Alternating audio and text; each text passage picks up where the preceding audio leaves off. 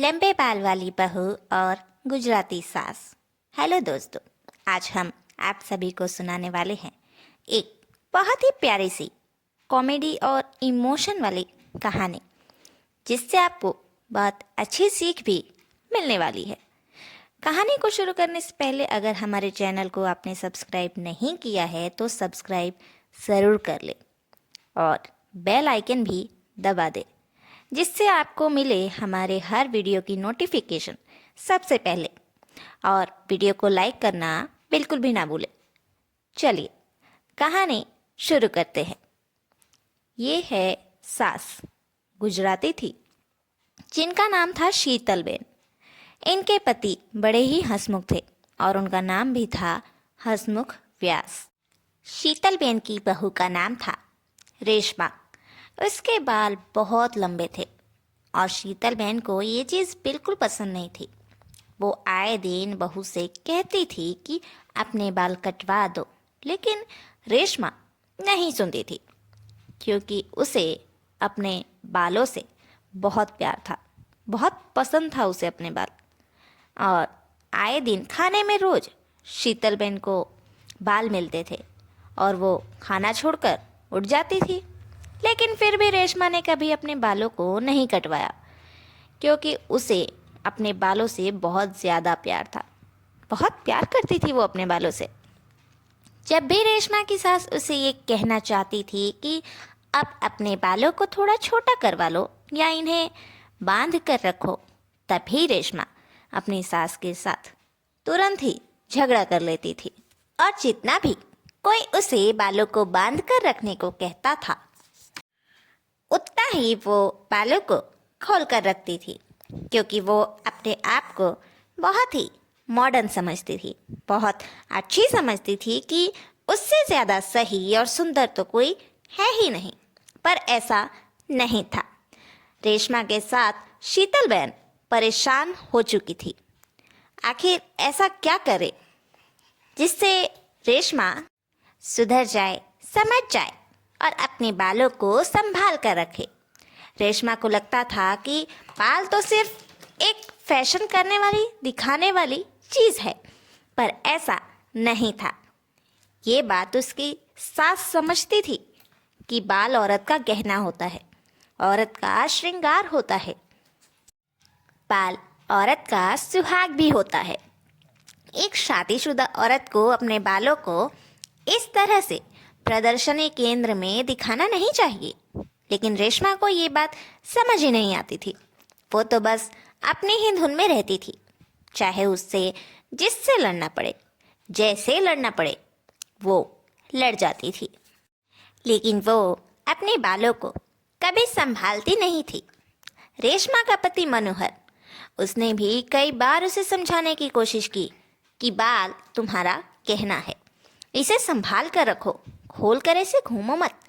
हमेशा हर वक्त खाने में, पीने में, हर चीज़ में बाल आ जाते हैं तुम्हारे, इतने लंबे लंबे।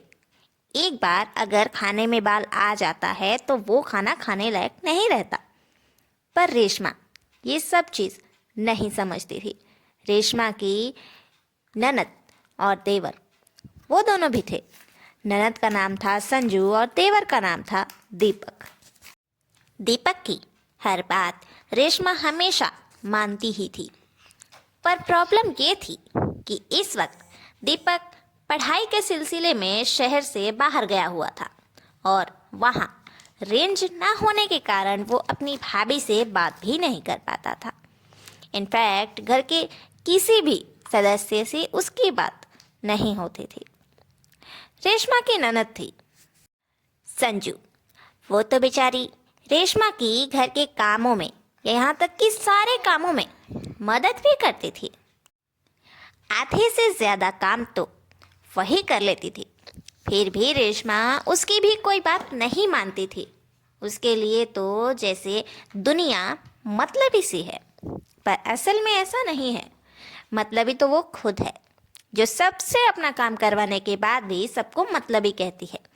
होली का त्योहार आने ही वाला था और इसलिए घर की बड़ी सदस्य मुखिया भवानी बुआ जी आने वाली थी। इस बात की खबर रेशमा की सास ने उसे दी कि अब से अपने बालों को कंट्रोल में रखना। भवानी बुआ जी बहुत कड़क है, कहीं तुम्हें कुछ उल्टा सीधा ना बोल दे। इस बात का भी रेशमा के ऊपर कोई असर नहीं होता है।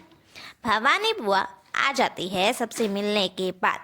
वो पूछती है कि बहू कहाँ है, बुलाओ उसे भी मिल ले। तभी अचानक रेशमा अपने बालों को खुला करके लहराती हुई आती है। ये चीज़ देखकर भवानी बुआ को बहुत गुस्सा आता है, पर वो शांत रहती है और उसके साथ रेशमा के साथ बहुत प्यार से पेश आती है। रेशमा खुश हो जाती है कि उसके लंबे बालों से तो बुआ जी को कोई परेशानी चिंता है ही नहीं। पर ऐसा नहीं था। भवानी बुआ तो छुपी रुस्तम थी। वो कैसे ही साइलेंट किलर बन के खुद रेशमा के ही हाथों से उसके बाल कटवा देती है, वो भी रेशमा की मर्जी से। जानना चाहेंगे कैसे? आइए बताते हैं।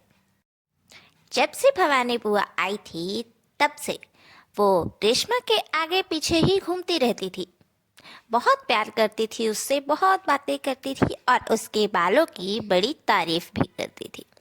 खाने में अगर बाल आ जाता था तो बिना कुछ बोले वो चुपचाप खाना खा ही लेती थी। एक दिन भवानी बुआ ने रेशमा को अपने पास बुलाया और उसे उसके बाल को न कटवाने का कारण पूछा। तब रेशमा ने बताया, बुआ जी मैं मॉडर्न हूँ और मुझे मेरे बाल बहुत प्यारे हैं। मैं इनसे बहुत प्यार करती हूँ और मुझे बहुत अच्छा लगता है कि मैं बालों को खुला करके हमेशा एकदम जैसे वो टीवी सीरियल में हीरोइन होती है ना, वैसे घूमूं। इसलिए मैं अपने बालों को हमेशा खुला रखती हूँ। पर ये सब लोग ना हमेशा मुझे बोलते हैं कि बाल कटवा दो कटवा दो, लेकिन मैं नहीं कटवाती। तब भवानी बुआ ने कुछ बातें रेशमा को कही जिससे उसका हृदय परिवर्तन हुआ। इसके बाद रेशमा तुरंत अपने बालों को कटवाने को राजी हो गई और उन्हें संभालने को भी राजी हो गई। भवानी बुआ जी ने कहा, जानती है रेशमा, मैं भी ना जब तेरी उम्र में थी ना, मुझे भी बहुत शौक था कि मैं भी बहुत लंबे लंबे बाल रखूं और बिल्कुल तेरे जैसे ही हीरोइन बनकर हमेशा घूमती रहूं, जैसे कि वो टीवी सीरियल वाली हीरोइंस होती है ना, बिल्कुल वैसे ही। लेकिन बेटा, क्या तुझे पता है ये हीरोइन ना हमेशा बाल को खुले रखकर नहीं घूमती। वो सिर्फ टीवी में जितनी देर दिखती है ना, उतनी देर करके घूमती है। इसके बाद वो भी अपने बाल बांध लेते हैं बेटा, क्योंकि ये बाल बहुत कीमती चीज़ है कि कोई खिलौना नहीं जिसे तू हर वक्त अपने साथ लेकर घूमती रहेगी। बालों को संभालना सीख। जब मैं तेरी उम्र में थी ना, तो मैं भी ऐसे ही हीरोइन बनकर घूमती थी। एक दिन कुछ ऐसा हुआ जिसके बाद से आज तक कभी मैंने मेरे बालों को खोला ही नहीं। रेशमा ने पूछा, क्या हुआ बुआ जी? तब भवानी बुआ ने बताया, पता है बेटा, मेरे पास हमेशा टूटकर खाने में बाल गिर जाया करते थे। मेरे खाने में, सभी के खाने में, वो भी खुले रहने के कारण मैं उन्हें हर वक्त संभालने की कोशिश करती थी, पर मेरा मन ही नहीं करता था और खुले छोड़ देती थी। घर के सभी सदस्यों को, मेरे पति को, तेरे फूफा जी को हर वक्त बाल मिलते थे। सब कहते थे बाल संभालो संभालो। तेरे फूफा जी ने तो ये भी कहा था कि अगर तुम ये बाल नहीं संभालोगी तो एक दिन इसकी वजह से बहुत पछताओगी। पर मैंने कभी उनकी बात नहीं सुनी और एक दिन बस हुआ यूं, उनकी आंखों में कचरा चला गया था। इस वजह से वो पूरी तरह से देख नहीं पाए और मेरे लंबे लंबे बाल गोल गोल बनकर उनके खाने के साथ उनके गले द्वारा पेट में चले गए। उन्हें इस बात का पता ही नहीं चला कि वो बाल निकल गए हैं। वो बाल उनके फेफड़ों से लेकर आंत तक जाकर इस तरह से चिपक गया और फंस गया कि उन्हें उल्टियाँ हो रही थी और उन्हें बहुत बेचैनी हो रही थी। पेट में दर्द, सीने में जलन, दर्द, ऐसा लग रहा था जैसे अंदर ही अंदर कोई चींटी चढ़ गई हो। दर्द उन्हें बर्दाश्त ही नहीं हुआ। घर वालों ने देखा कि इन्हें बहुत बेचैनी है, तो सब लेकर उन्हें अस्पताल पहुंचे। वहां पहुंचते ही डॉक्टर ने उन्हें चेक किया और उसके पहले वो बेहोश हो चुके थे।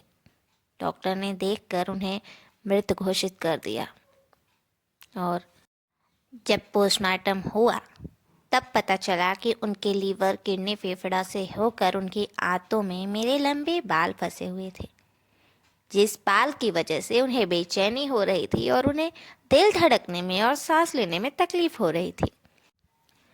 इसलिए उनकी मौत हो गई। पोस्टमार्टम के बाद जब वो बाल निकल दिया तब हमें एहसास हुआ कि सारी की सारी गलती मेरी थी। लेकिन बाल तो निकल गए, पर तुम्हारे फूफा जी के प्राण वापस नहीं आए। जानती हो रेशमा बेटा, हम हमेशा ये सोचते हैं कि हम सही है और बाकी सब गलत, पर कभी कभी ऐसा भी होता है कि बाकी सब सही होते हैं और हम गलत, पर वो चीज़ हमें दिखाई ही नहीं देती। एक गलत हो सकता है, दो गलत हो सकता है, तीन भी गलत हो सकता है, पर क्या घर के सारे लोग तुम्हें गलत ही कहेंगे? ऐसा नहीं है बेटा, मेरी बात मानो। आगे जाकर मेरी तरह तुम्हें पछताना ना पड़े, तुमसे कोई गलती ना हो जाए, इसलिए मैं तुम्हें ये सब बता रही हूँ। और वो भवानी बुआ वहाँ से उठकर चली जाती है। ये सारी बात सुनने के बाद रेशमा के मन में बहुत से उथल पुथल हो रही थी। अगले दिन होली थी। रात को होलिका दहन में रेशमा ने पूजा पाठ किया और उसके बाद सुबह होली के वक्त वो गायब थी। किसी की नज़र में सुबह से आई ही नहीं थी।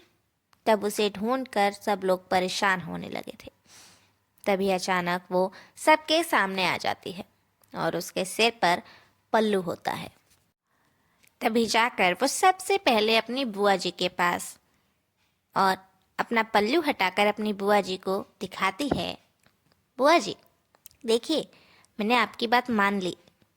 अपनी बालों को बहुत लंबे से थोड़े छोटे करवा लिए हैं। देखिए, मैंने तो इनका जूड़ा भी बना लिया है।